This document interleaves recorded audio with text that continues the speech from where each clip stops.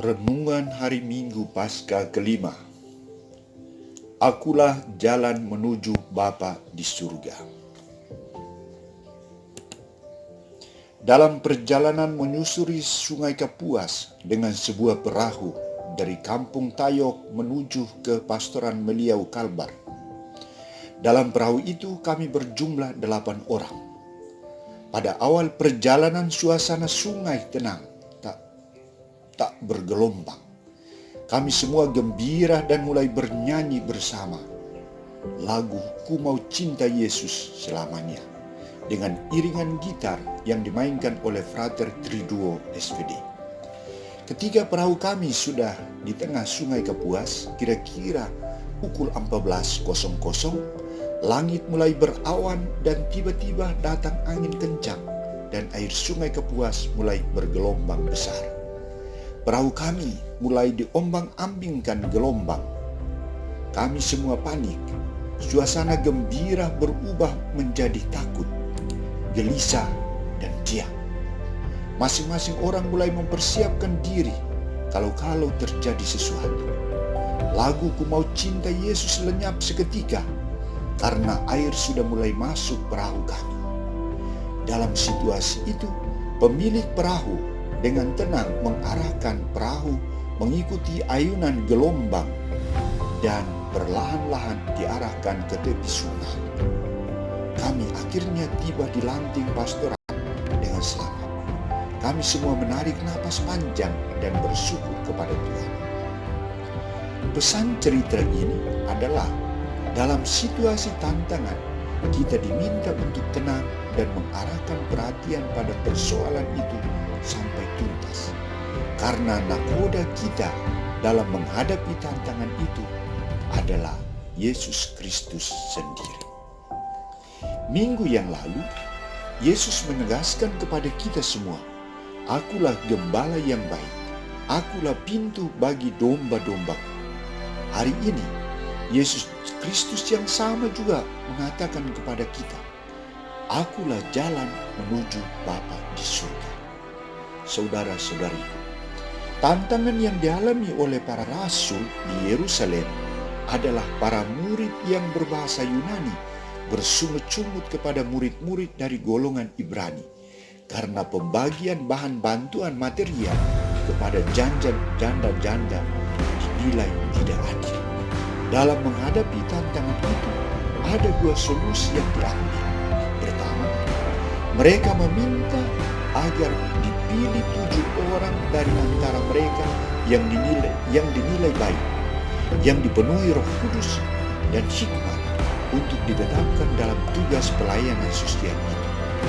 Usul ini diterima dan ke-7 orang yang telah dipilih itu diberkati oleh para rasul dan mereka melaksanakan tugas dengan baik. Kedua, para rasul memusatkan perhatian dan pikiran pada tugas utama mereka, yakni berdoa dan mewartakan Injil, pelayanan sabda Allah.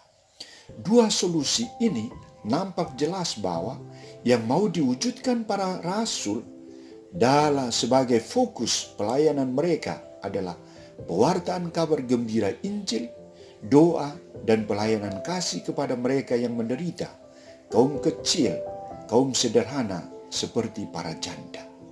3 fokus pelayanan ini menggambarkan ciri hidup dan karya Yesus Kristus yang menjadi jalan menuju kepada Bapa. Saudara-saudariku terkasih, dalam bacaan kedua, Santo Petrus mengajak kita semua yang percaya untuk datang kepada Kristus. Mengapa kita harus datang kepada Kristus? Karena pertama, Dia adalah batu hidup yang dihargai dan dipilih oleh Allah. Inilah putra kesayanganku, kepadanya aku berkenan. Ia menjadi landasan kekuatan kita. Kedua, kita datang kepada Kristus untuk bersatu dengan Dia, menimba kekuatan daripadanya, kekuatan doa, kekuatan sabda, dan kekuatan Ekaristi, dan membiarkan diri kita dipergunakan oleh Kristus untuk menjadi batu hidup yang berguna untuk membangun keluarga, komunitas yang beriman, dan orang-orang di sekitar kita agar tercipta kasih, sukacita, dan damai sejahtera. Ketiga, kita adalah umat terpilih yang telah ditebus oleh Kristus untuk menjadi pelayan dan saksinya yang berkenan di hadapan Bapa. Saudara-saudariku, ketika Yesus berbicara tentang "Akulah jalan", Yohanes menampilkan dua murid, yakni Thomas dan Filipus, yang sudah lama hidup bersama Yesus, tetapi belum percaya bahwa Yesus adalah jalan menuju Bapa. Ada dua pertanyaan yang dilontarkan. Pertama, pertanyaan Thomas, "Tuhan, kami tidak tahu kemana Engkau pergi, jadi bagaimana kami tahu jalan ke sana?" Pertanyaan Thomas ini sangat mengejutkan. Dikatakan mengejutkan karena para murid sama sekali tidak tahu kemana Yesus mau pergi. Mereka menunjukkan sikap kelambanan dalam memahami dan mengerti pribadi Yesus dan segala perbuatan maupun perkataannya. Namun di balik kebingungan itu, Yesus memberi jawaban kepada Thomas, "Akulah jalan, kebenaran, dan hidup. Tidak seorang pun datang kepada Bapa kalau tidak melalui Aku." Di sini Yesus tegas menyatakan dirinya bahwa Dialah jalan menuju Bapa. Dialah satu-satunya jalan yang harus dilewati menuju Bapa. Hanya Yesus satu-satunya jalan benar dan hidup kepada Bapa. Inilah sikap tegas Yesus untuk mengajak murid-muridnya agar tidak memiliki keraguan-raguan, tetapi keteguhan iman akan Kristus sebagai jalan kebenaran dan hidup menuju Bapa. Kedua, pertanyaan Filipus, "Tuhan, tunjukkanlah Bapa itu kepada kami, itu sudah cukup bagi kami." Saudara-saudariku, pertanyaan Filipus ini menunjukkan bahwa mereka tidak membutuhkan lagi jalan. Mereka tidak membutuhkan pewartaan dan penjelasan Yesus tentang dirinya. Mereka tidak butuh iman. Yang mereka butuhkan saat ini adalah fakta, bukti nyata kehadiran Bapa di depan mata mereka. Mereka mau melihat Bapa secara langsung. Pertanyaan Filipus ini membuat Yesus juga terkejut, heran, dan kesal. Maka ia tegas menjawab, "Sudah sekian lama aku bersama-sama kamu, tetapi kamu tidak mengenal aku. Kamu tidak melihat aku dan Bapa. Kamu tidak mengakui aku dan Bapa satu. Kamu tidak percaya bahwa aku berada dalam Bapa, dan sebaliknya Bapa berada dalam aku. Kamu tidak percaya juga bahwa segala pekerjaanku menunjukkan persatuanku dengan Bapa." Semua pernyataan Yesus ini mau membantu Filipus dan murid-murid yang lain untuk semakin yakin dan percaya bahwa relasi Yesus dan Bapa adalah relasi yang kokoh kuat, tak terpisahkan, relasi keintiman Allah Tritunggal. Oleh karena itu, Yesus mengatakan, "Siapa yang melihat aku, ia melihat Bapa."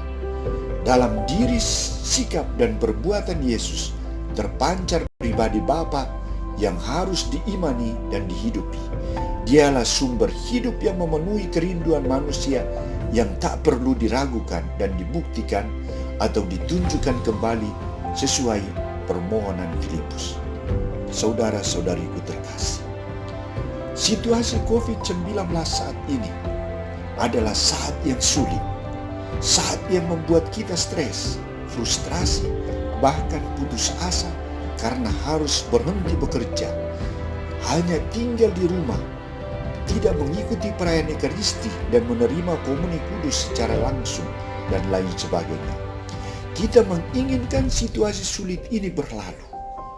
Banyak cara telah kita tempuh: novena, doa rosario, doa di hadapan sakramen Maha Kudus, ajakan doa dan puasa dari Paus Fransiskus pada tanggal 14 Mei yang akan datang. Kita memohon agar Allah menjauhkan kita dari virus mematikan ini. Dalam situasi ini, iman kita kepada Allah sungguh diuji. Apakah kita memiliki iman seperti Thomas dan Filipus yang masih ragu akan keberadaan Allah dan Yesus di tengah situasi COVID-19 ini?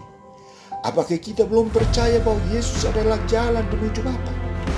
Apakah kita juga mau meminta kepada Allah untuk menunjukkan dirinya secara nyata di tengah COVID-19 ini. Ingat saudara-saudariku, segala peristiwa yang menggembirakan, mujizat yang kita alami setiap hari, baik dalam keluarga, dalam komunitas maupun di tengah masyarakat, dalam situasi sulit ini adalah bukti kasih Allah yang tidak pernah melupakan kita. Ia menunjukkan wajahnya yang penuh kasih.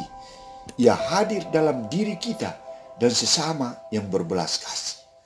Kita menjumpai para dokter, para medis, aksi sosial dari paroki-paroki dan komunitas lembaga hidup bakti, serta semua orang yang berkehendak baik, memberi apa yang mereka miliki untuk membantu orang yang berkekurangan, sakit, lemah, korban virus corona dan lain-lain. Bukankah itu bukti kasih Allah yang dinyatakan di tengah-tengah kita?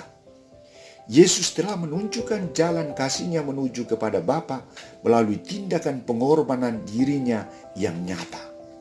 Dalam sakramen baptis dan krisma, kita juga menjadi jalan Yesus bagi sesama melalui pengorbanan kita. Kita mengenal Bapa yang berbelas kasih melalui Yesus Kristus. Kita mengenal Yesus Kristus melalui sabda dan Ekaristi. Kita juga menemukan pribadi Bapa dan Yesus Kristus di dalam relasi kita dengan sesama. Semoga melalui sikap dan tindakan kita semakin beriman kepada Allah, berjalan bersama-sama di jalan Yesus menuju Bapa. Tuhan memberkati kita. Amin.